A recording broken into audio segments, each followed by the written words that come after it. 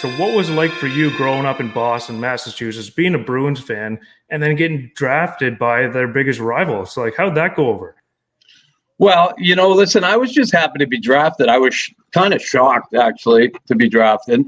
But I had a good friend of mine, Judge Paul King, who was my coach, who happened to be a good friend of Dickie Moore of the Montreal Canadiens, and Doug Harvey.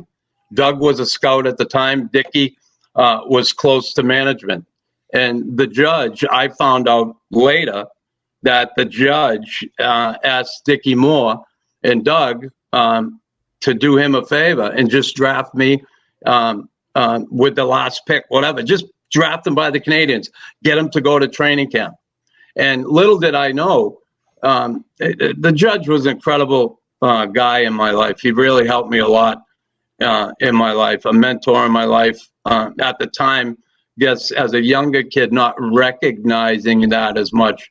But he got them to draft me, and the judge said, listen, Dickie, just draft Chris Nilan, and he'll do the rest. And I didn't realize just how much confidence the judge had in me as a player and as a person. And I did find out this at his wake by Dickie Moore. The only reason why I got drafted was because of Dickie and Doug. They didn't come to see me at Northeastern University and say, oh, we're going to pick this guy. It was a favor to Judge King by Dickie. And, the rest is history. I ended up making my way here and being a kid who played college hockey.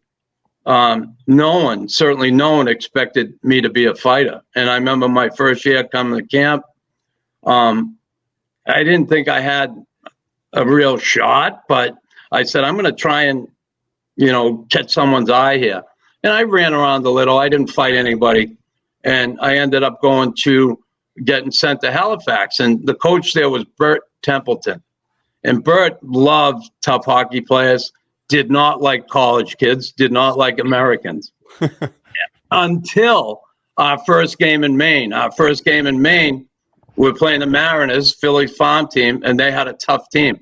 And they kicked the living shit out of Nova Scotia Voyageurs the year before in the playoffs. So the Habs wanted to get their minor league team tougher. So anyway, I ended up, I had a couple fights in preseason with a guy, Bam Bam Belanger, and I kind of caught their eye. And then they gave me a 5-game tryout. I didn't have a contract. 5 games for $200 a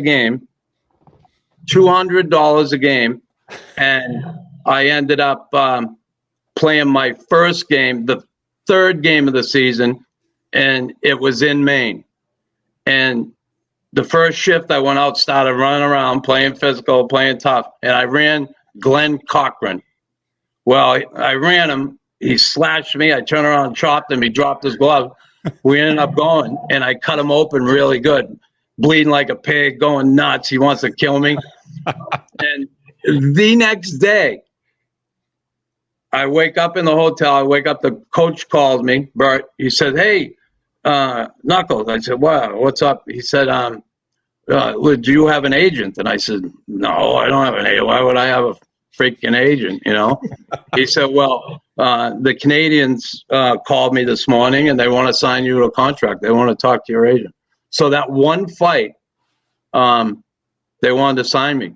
And it was all thanks to Glenn Cochran. So it's crazy how things worked out. But I signed, and I ended up playing 49 games down there. I had 15 goals, 10 assists. I had 25 points in 49 games, and I had 304 minutes of penalty. I was fighting every night. Once I fought Cochran, forget about it.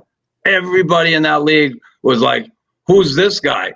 And I was fighting everybody, fighting every night. And little did I know, the Habs had somebody there watching me all the time. I didn't have a clue, but they had somebody scouting, watching, seeing what I was doing. And they got into injury trouble. They made a coaching change, and Claude Varel came in and took over as head coach, and I got called up the next day.